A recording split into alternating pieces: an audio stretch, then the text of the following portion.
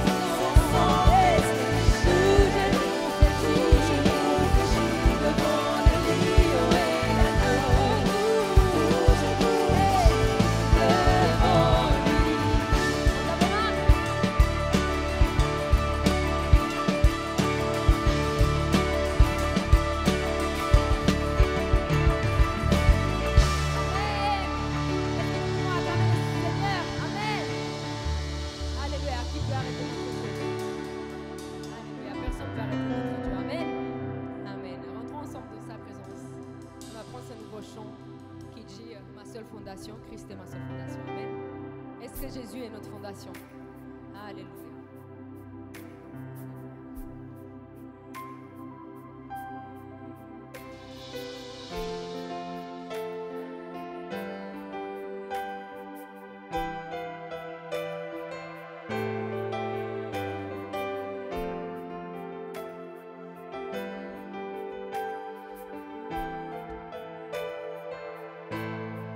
Christ est ma seule fondation,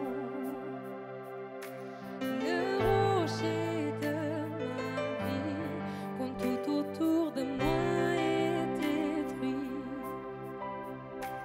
En lui est mon appui, car j'ai mis ma foi en Jésus. Il ne m'abandonne pas, sa parole est solide et sûre. Il ne me laissera jamais. Non, jamais, jamais, jamais. J'ai sa joie dans le chaos. J'ai sa paix qui me soutient. Je peux déposer mon fardeau, car il me tient dans sa main. J'ai mis ma vie sur Jésus. Il ne m'abandonne pas. Sa parole est solide et sûre. Il ne me laissera, non, jamais, jamais, jamais. Il ne me laissera jamais. Il ne faillira jamais. Non, non, non, non. Il ne faillira jamais. Il ne faillira, Christ est ma seule fondation, le rocher de ma vie, quand tout autour de moi est détruit. En lui est mon appui, car j'ai mis ma foi en Jésus. Il ne m'abandonne pas, non, non, non. Sa parole est solide et sûre. Il ne me laissera, non, non, non.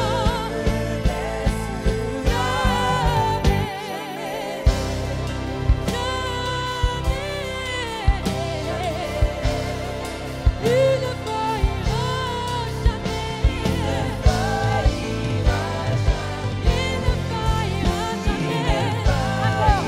Jamais, jamais, jamais. Jamais, non. Il ne faillira jamais. Il ne faillira jamais.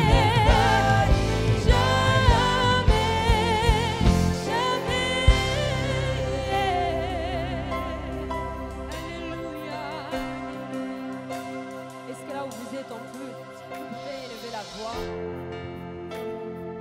et vous rappeler qu'en fait, il ne faillira jamais. Notre Seigneur, il ne faillit jamais. Il ne nous abandonnera jamais, peu importe les circonstances.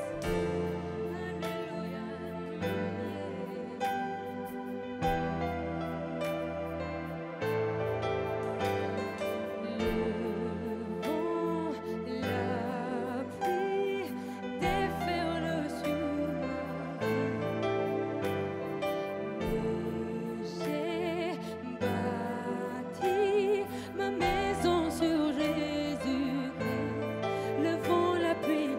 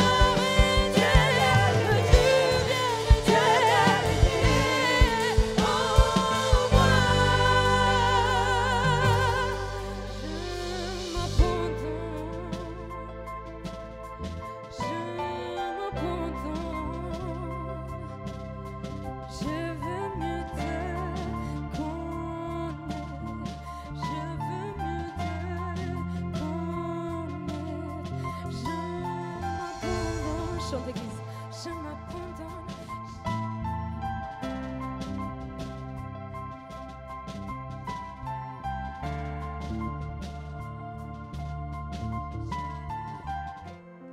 Est-ce qu'on peut garder les yeux fermés vraiment? Et pendant ce moment, vraiment, on ouvre nos cœurs à Dieu, qu'on ramène notre adoration du tout fond de nos cœurs. Alléluia.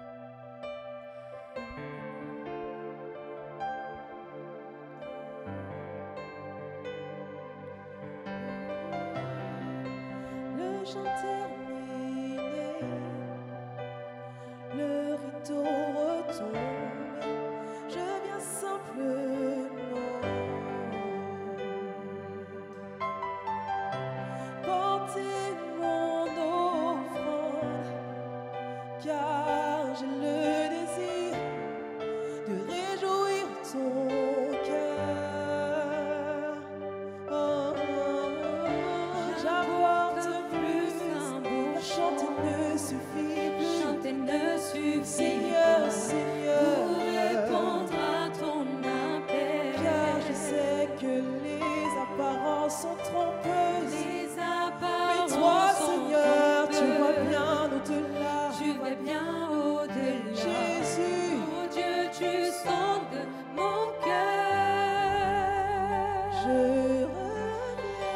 je reviens au cœur de la louange. pour te centrer sur Pour toi. te centrer sur Rien toi. n'a plus d'importance devant toi. Centrer sur toi, Oh, Jésus. oh, oh, Oui, je renonce à à tous mes faux semblants, pour tout centrer sur toi. centrer sur toi. Pour tout centrer sur toi, oh Centrer Dieu. sur toi, Jésus.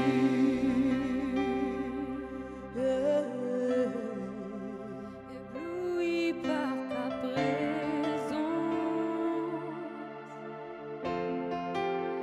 je veux rester assis à tes pieds, captivé par ce précieux moment. Je ne peux m'en aller. Chante, je n'exige rien de ta part, Jésus. Je n'exige rien de ta part. Jésus, tu ne me dois rien du tout. Au-delà de tout ce que tu peux faire. Je te veux toi, Je te veux, toi. je te veux toi, Seigneur. Je te veux toi.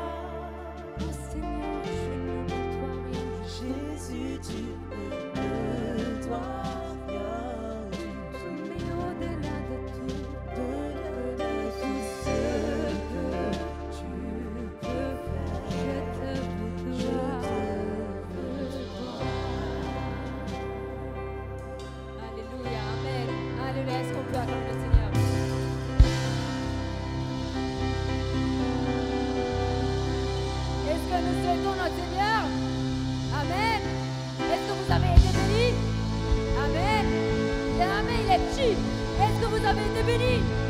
Amen. Gloire à notre Seigneur.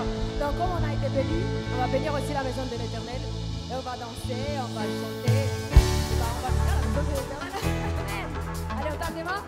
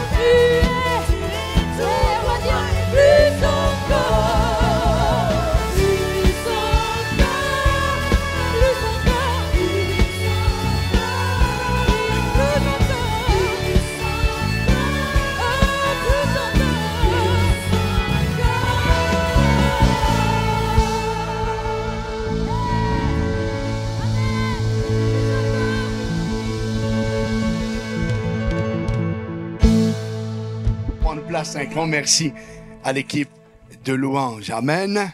Dis à quelqu'un à côté de vous, tu as bien fait d'être là ce matin. Merci, merci pour ces temps bénis d'adoration, de louange. Merci à toute l'équipe pour leur consécration, leur engagement. Que Dieu les bénisse. Amen. Une petite introduction improvisée que j'ai eu aussi à le faire au premier culte.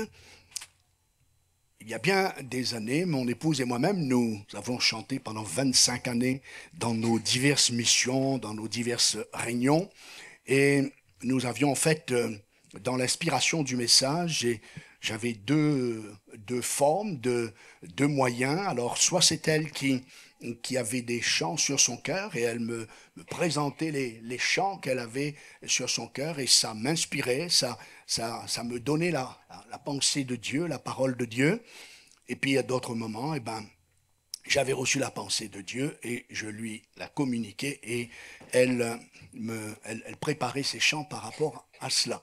Donc c'est un petit peu sur cette base-là que ce culte, cette méditation a été préparée, puisque c'est mardi que j'ai proposé au pasteur Sostène de le remplacer aujourd'hui avec l'Assemblée générale. Tout cela, je pense que c'était bien qu'il puisse être soulagé ce dimanche-là. Et de ce fait, donc, j'ai fait comme je pratique avant. J'ai demandé au leader, donc Sido, de m'envoyer toute la liste des chants. Et de là, j'ai prié, puis me laissant inspirer au travers de ces chants qu'elle a eus sur son cœur. Pourquoi ce témoignage? Il y a quelques raisons. La première, c'est de nous inviter toujours à ne pas oublier de prier, d'intercéder pour l'équipe de louanges, de prier pour que Dieu les bénisse dans leur consécration, dans leur engagement. Je le dis toujours, la louange et la prédication, c'est comme un couple, on ne sépare pas ce que Dieu a uni. La première facette, c'est la parole de Dieu chantée. La deuxième, c'est la parole de Dieu prêchée. Et en même temps, ça me permet aussi de vous inviter à toujours à porter attention à ce que nous chantons. C'est ce que nous allons, au travers de ce message ce matin, je vais y revenir sur des chants qui ont été chantés justement. C'est tellement important et bénissant. Le chant n'est pas un moment pour nous détendre, pour qu'on fasse de l'exercice physique, pour que nous attendions ceux qui ont raté leur train, leur bus, mais nous sommes déjà dans l'adoration, dans la louange, dans la présence de Dieu. Dès le moment que nous entrons dans ce lieu, nous sommes dédiés à Dieu. Amen.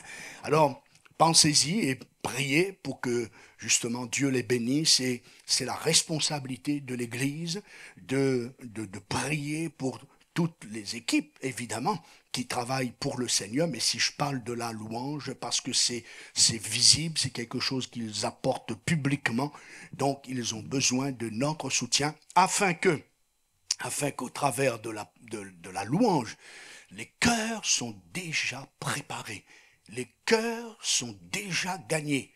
Les cœurs sont déjà sur le chemin où Dieu va venir complémenter au travers de sa parole, au travers de la prédication. Amen. Alors, le thème de ce matin, c'est pour obtenir plus de Dieu, donne-toi plus à Dieu. Voilà, vous avez le thème là sous les yeux.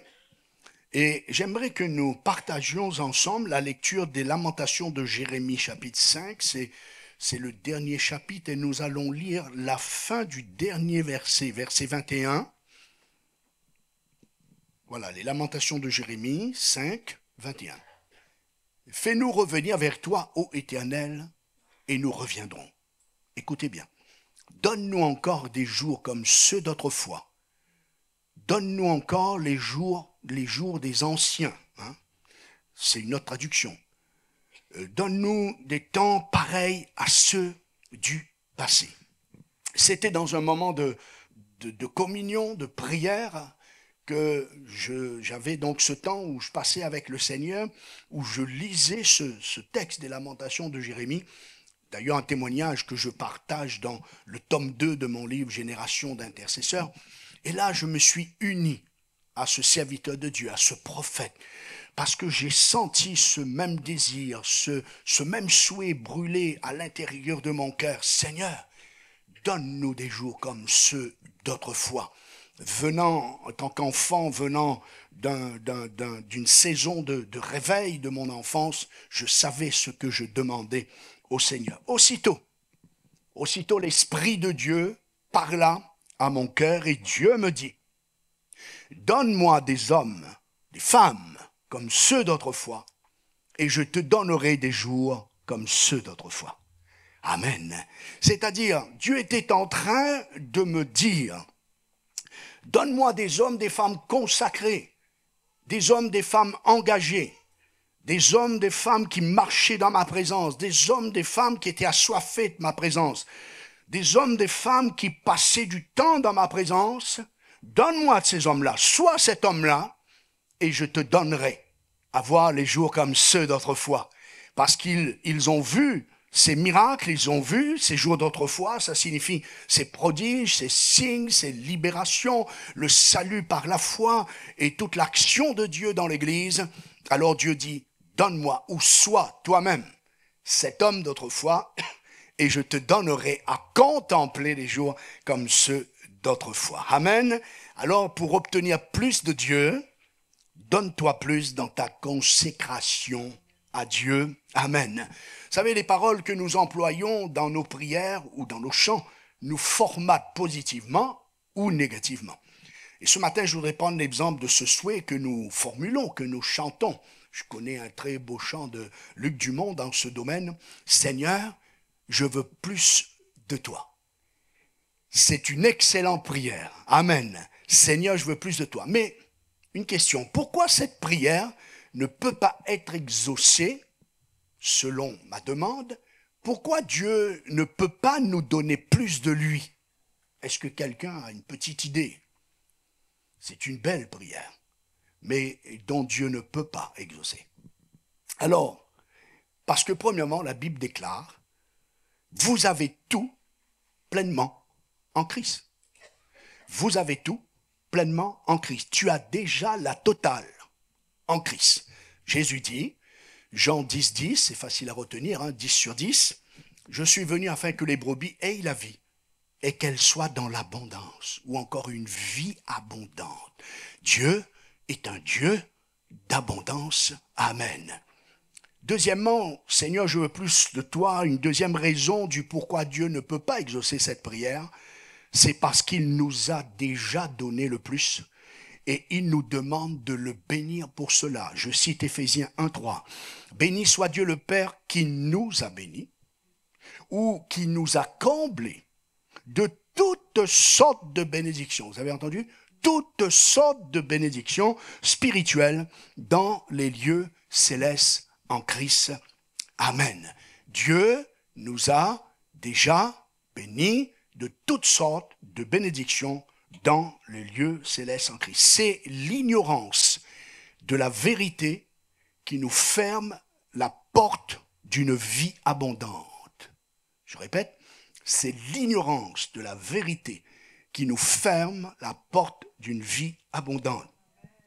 Souvenez-vous de la réaction du fils aîné dont Jésus nous raconte dans l'évangile de Luc.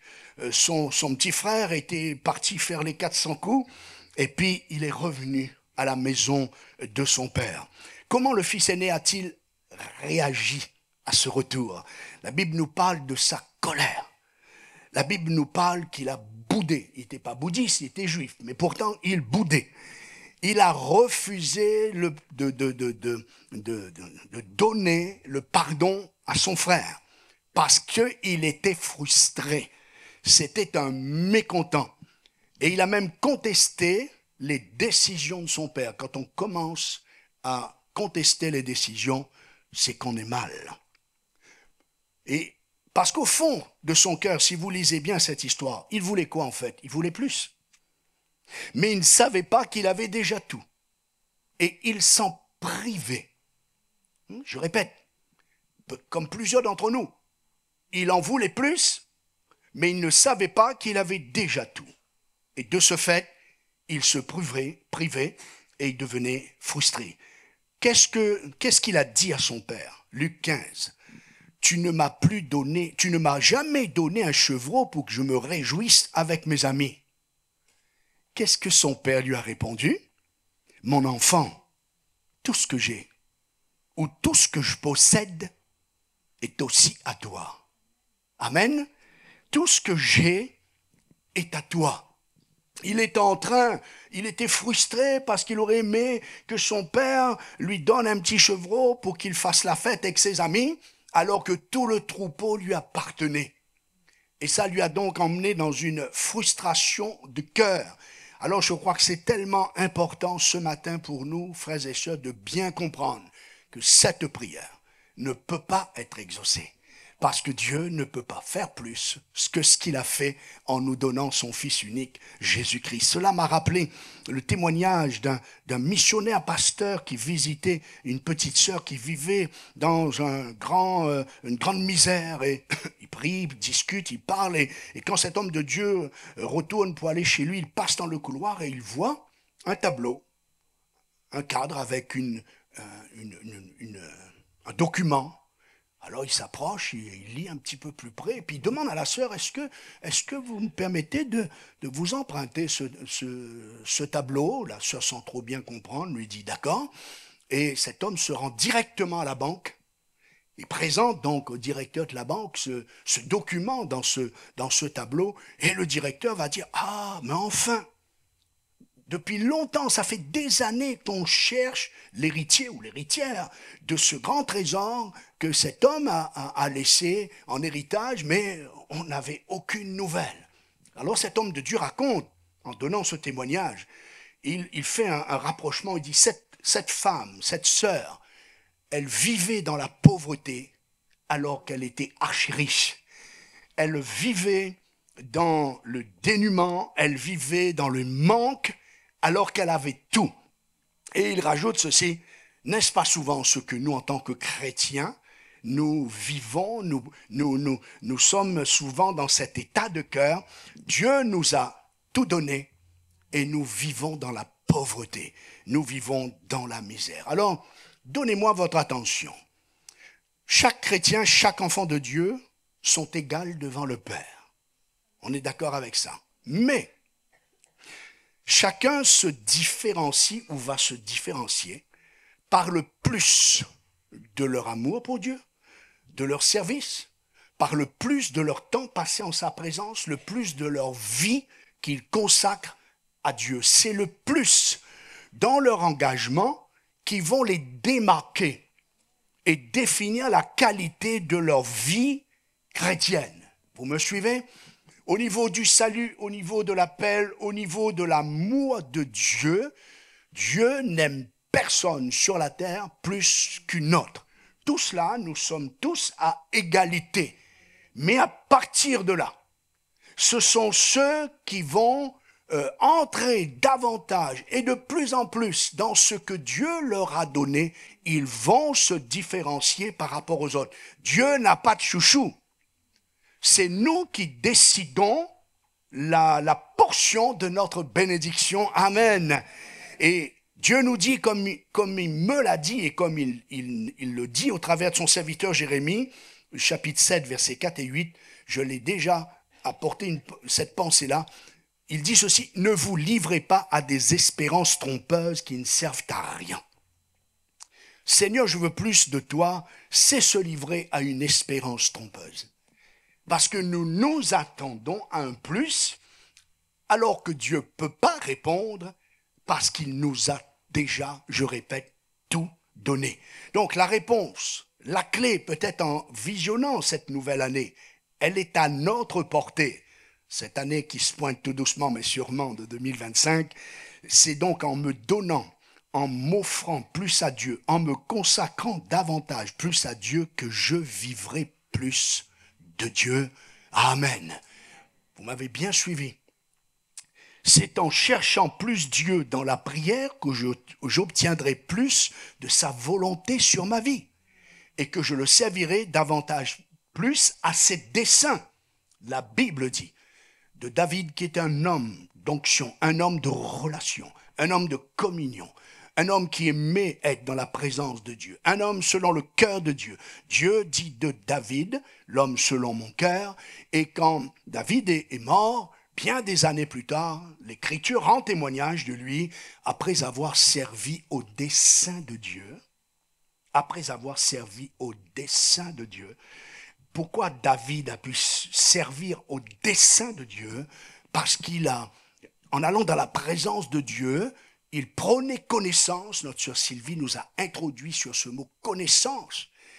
Plaise à Dieu que nous arrivons au même degré de Paul, de capable de dire, mais pour atteindre cette connaissance de Jésus, mais moi je suis prêt à tout perdre. Waouh! Et je regarde tout comme de la boue.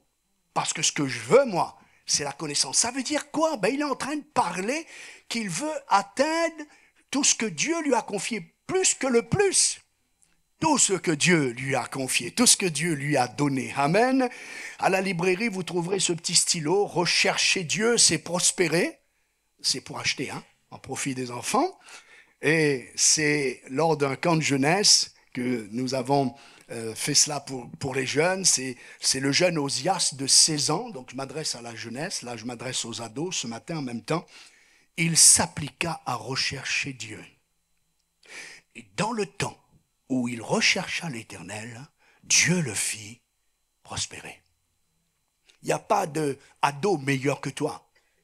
Ne regarde pas les autres ados comme meilleurs que toi. Mais va, recherche Dieu. Cherche Dieu, cherche ce qu'il a sur ta vie. Ne cherche pas le plus. Tu as déjà tout. Entre simplement dans ce qui est déjà à toi et qui t'appartient. Par exemple, en me sanctifiant plus, je serai plus orienté par l'Esprit de Dieu, car la Bible dit, celui qui a les mains pures se fortifie de plus en plus.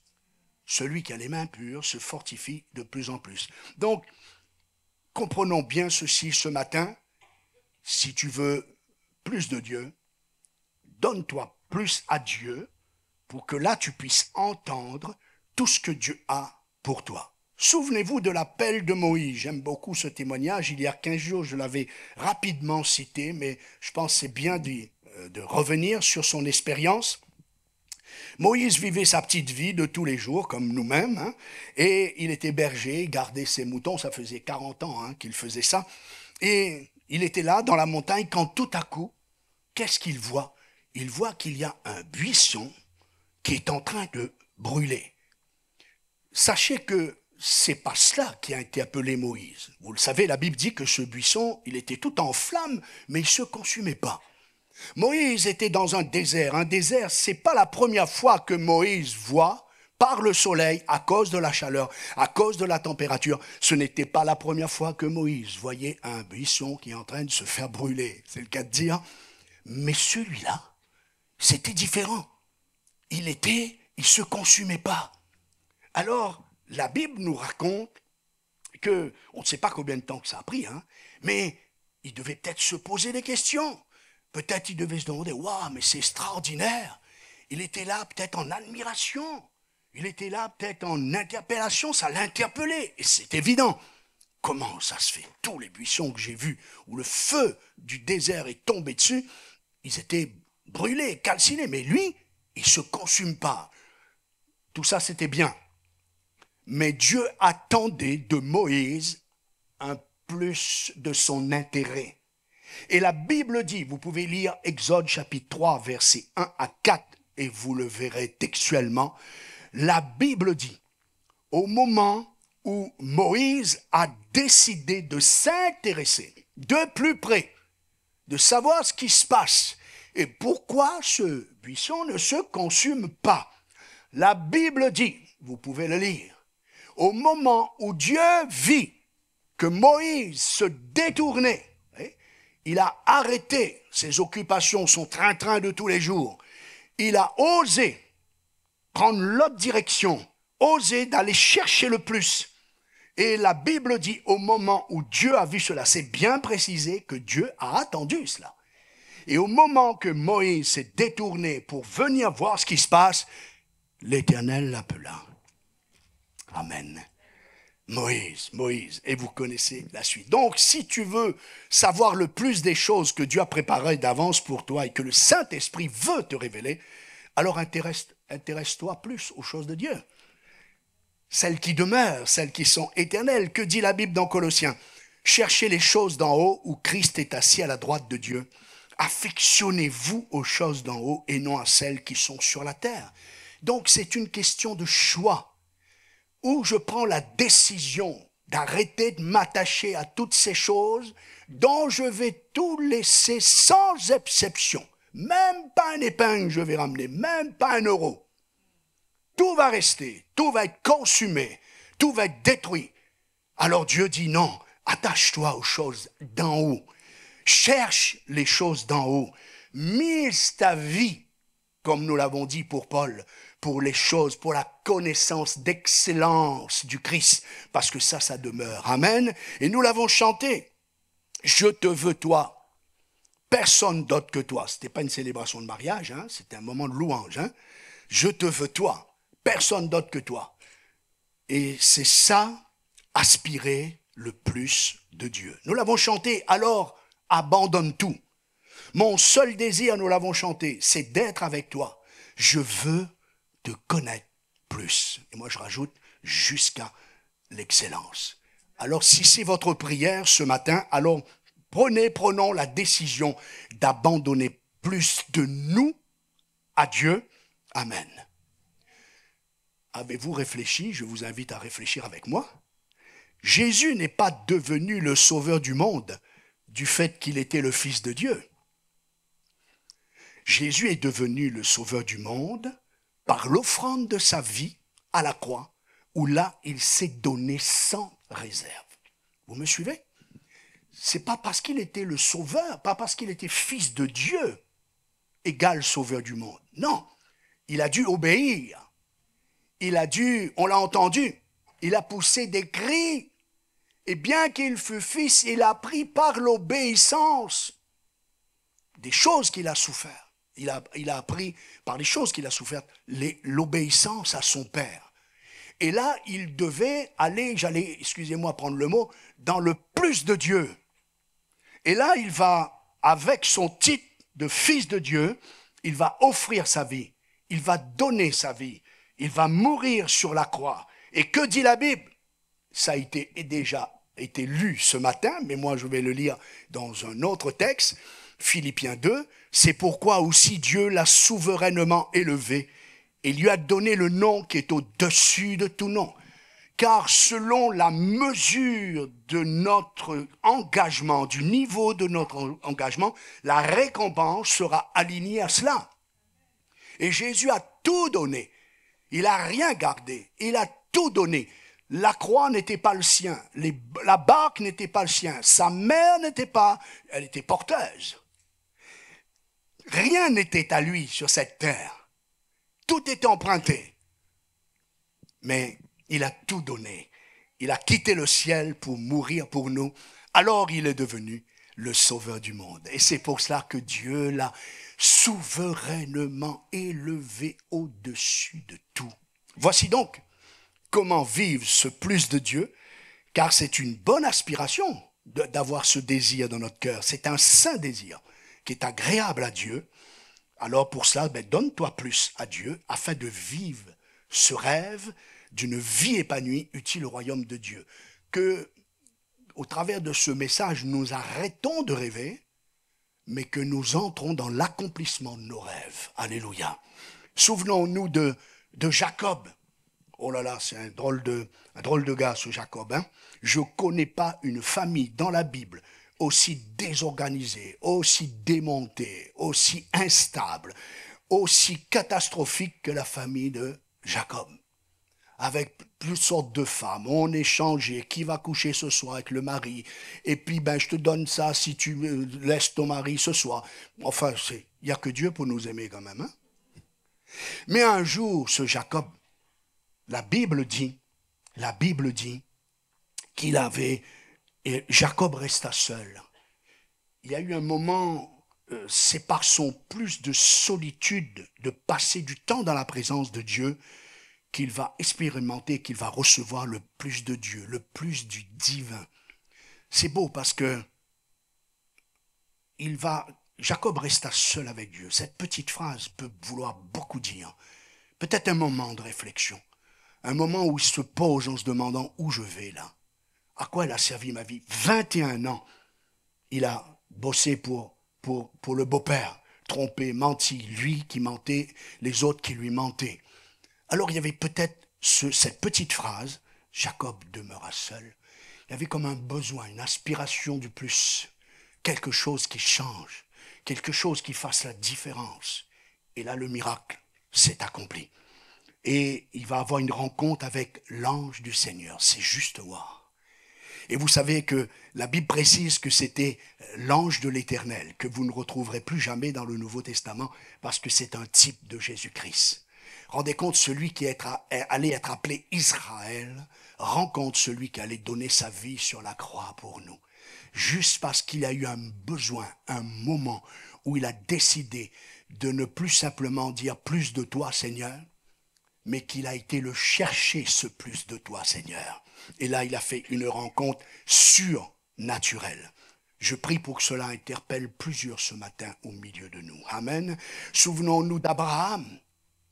D'Abraham, c'est dans le plus de sa consécration qu'il a vu la gloire de Dieu. Voilà quelqu'un qui a prié. Dieu va lui demander d'abord, dans ce passage, de lui donner son rire, parce qu'Isaac veut dire rire. Dieu lui demande de lui donner quelque chose qu'il a dû prier pendant 25 ans pour l'avoir. Et ça faisait seulement que 14-15 ans qu'il se réjouissait de l'avoir eu. Eh bien, c'est ça que Dieu va lui demander, va le tester. Il va lui dire, ben ça, tu vas me le donner. Rassurez-vous, selon notre niveau d'engagement, notre niveau de consécration, notre niveau de marche avec Dieu, Dieu viendra nous proposer ce qu'il a fait avec Abraham. Il va nous tester par rapport à notre niveau, bien sûr, d'engagement et de foi. Et là, il va se passer quelque chose d'incroyable. Dieu va lui dire que non seulement il va être une source, il va être béni lui-même, mais il va être une source de bénédiction pour toutes les nations.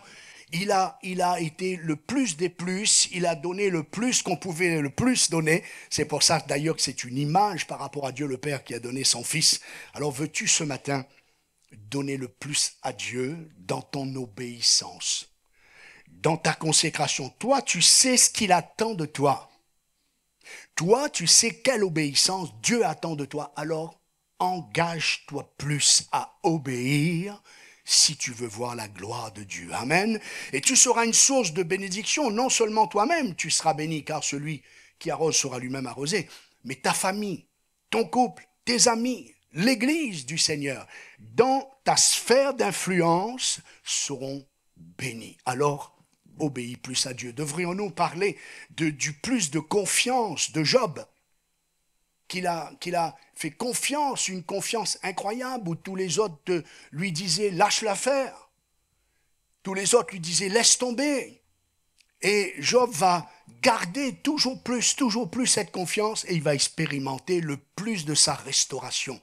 Parce que lui, c'est quelqu'un, je vous avoue, qui vraiment m'interpelle. Ce gars-là a été frappé de la tête aux pieds, physiquement et spirituellement. La Bible dit qu'il était assis sur des tisons de charbon pour se gratter. La Bible dit qu'on voyait les vers dans son corps. La Bible dit qu'il sentait mauvais. Et c'est tellement pour ça aussi que beaucoup s'est éloigné de lui.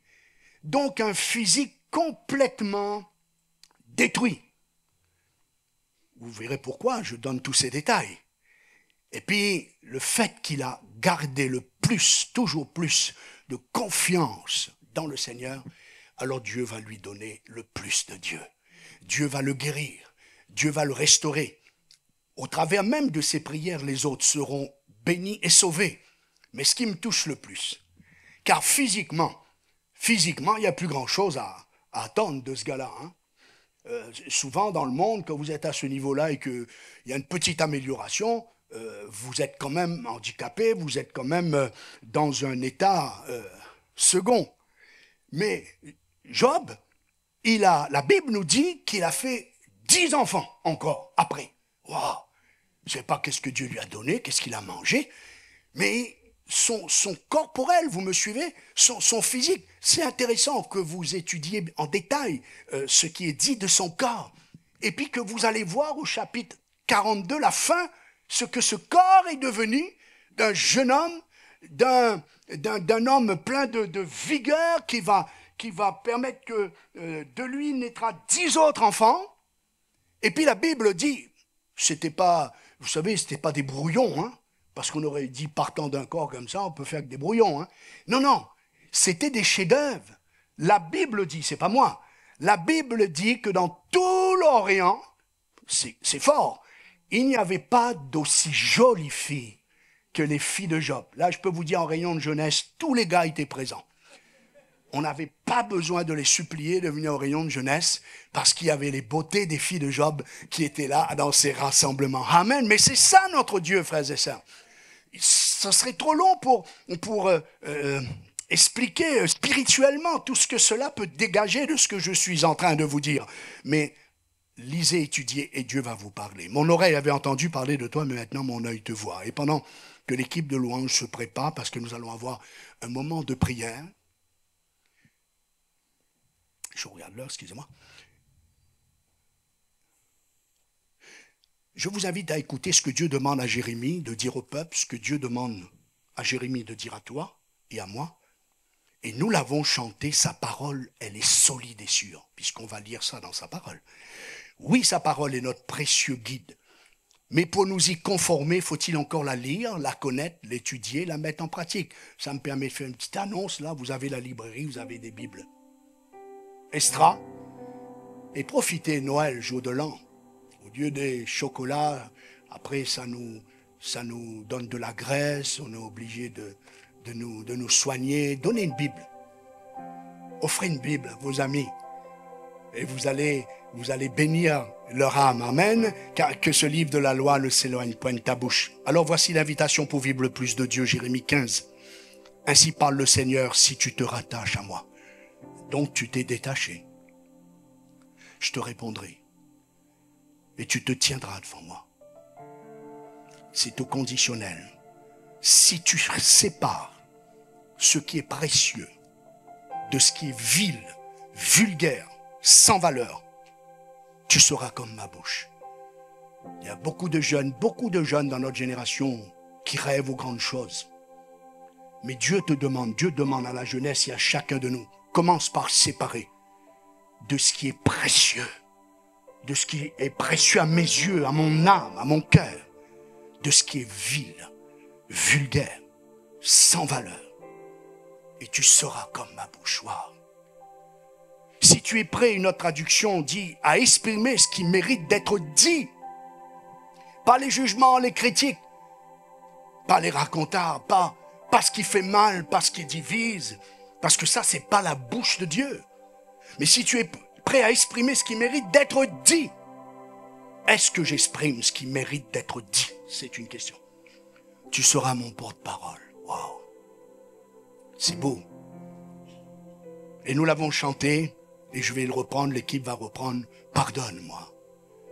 Je crois qu'on a besoin très sérieusement de demander à Dieu pardon, parce que le plus passe par la repentance. Pardonne-moi, nous l'avons chanté, car je n'ai pas été vrai. Pardonne-moi. Je n'ai pas été vrai dans mon adoration, dans mes paroles envers les autres, dans mon engagement, dans mon service, dans mon travail. Je t'ai bien trop négligé. La négligence. Je veux revenir à nos débuts. C'est quelqu'un qui a soif de vivre quelque chose de nouveau. Aujourd'hui, je t'ouvre mon cœur. Amen. Aujourd'hui, je t'ouvre mon cœur. Alors pour accéder au plus de Dieu, à cette abondance que tu possèdes déjà, donne-toi plus dans ta consécration, dans ton engagement, dans ton intérêt pour le royaume de Dieu. En un mot, donne-toi plus à Dieu et vis pleinement la vie à laquelle Dieu t'a appelé à vivre. Est-ce qu'on peut tous se lever ensemble et, au travers de ce chant, faire monter une prière? Alléluia. Alléluia. Merci Jésus. Pardonne-moi, car je n'ai pas été vrai. Pardonne-moi, je t'ai bien trop négligé. Et je veux revenir à nos débuts. Aujourd'hui, je t'ouvre mon cœur. Pardonne-moi, pardonne-moi. Chantez-le. Car je n'ai pas été vrai. Pardonne-moi. Je t'ai bien trop négligé. Et je veux revenir à nos débuts. Aujourd'hui, je t'ouvre mon cœur. Encore une fois, pardonne-moi, Seigneur. Pardonne-moi.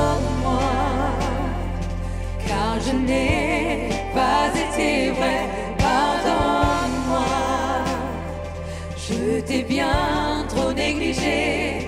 Et je veux revenir à nos débuts. Aujourd'hui je t'ouvre mon cœur. Je te veux toi, personne d'autre, personne d'autre, personne d'autre que toi. Je te veux toi, je te veux toi, personne d'autre, Personne d'autre. personne d'autre, personne d'autre que toi. Je te veux toi, je te veux, personne d'autre, non, non, non, non, non, personne d'autre, personne d'autre, personne d'autre que toi. Je te veux toi, je te veux toi, personne d'autre, yeah, personne d'autre, personne d'autre que toi. Je te veux toi, personne d'autre, oh non, non, non, non, personne d'autre, oh personne d'autre, Jésus, je te veux toi, yeah, oh personne d'autre, personne d'autre que toi. Ébloui par ta présence, Chantez-le. je veux rester assis à tes pieds, captivé, captivé par ce précieux moment. Je ne peux m'en aller. Je n'exige rien de ta part, je n'exige rien de ta part. Oh Jésus, tu ne me dois rien du tout. Au-delà de tout ce que tu peux faire, je te veux toi. Alléluia. Alléluia. C'est une prière. Ce chant est une prière. Pardonne-moi. Certainement Dieu interpelle plusieurs ce matin à nous inviter à lui demander pardon. Pardon pour toutes les fois nous avons été un sujet de division, un sujet de blessure, un sujet de tristesse et non de joie. Et pourtant, il y a au fond de nos cœurs ce désir du plus, atteindre la totalité de ce que Dieu nous a donné en Jésus. Alors nous sommes dans sa présence et on prie ensemble. Là où vous êtes à votre place, soyez vrais, soyez sincères. Prions ensemble notre Dieu. Cherchons sa face. Cherchons sa face. Terminons avec la grâce de Dieu cette année avec cette attitude de cœur d'être pardonné, de demander pardon à Dieu pour toutes ces choses qui n'a pas glorifié son nom. Et soyons ces hommes d'autrefois, ces femmes d'autrefois pour l'année 2025, afin que Dieu nous fasse voir des miracles, des signes, des prodiges, comme ceux d'autrefois. Prions, merci notre Dieu. Oh, elle est belle ta parole. Elle nous appelle, elle nous attire, elle nous interpelle, elle nous bénit, elle nous sauve, elle nous délivre. Nous sommes devant toi par le sang précieux de Jésus. Pardonne-nous, Seigneur.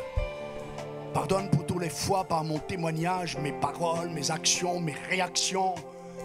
J'ai fait du mal à ton nom, à ton Église. Pardonne pour mon manque d'intérêt, mon manque de consécration à ton appel, à ton service. Pardonne nos frivolités, nos légèretés. Pardonne, Seigneur. Pardonne l'abandon de notre premier amour. Pardonne, Seigneur. Mais on veut que ça change. Comme Jacob, nous voulons rester seuls avec toi. Pour avoir cette rencontre céleste, une rencontre divine qui bouleverse, qui change les choses, qui me donne un autre nom, une autre vision, une autre direction et qui prend cette nouvelle année entre tes mains. Oh Seigneur, visite-nous ce matin.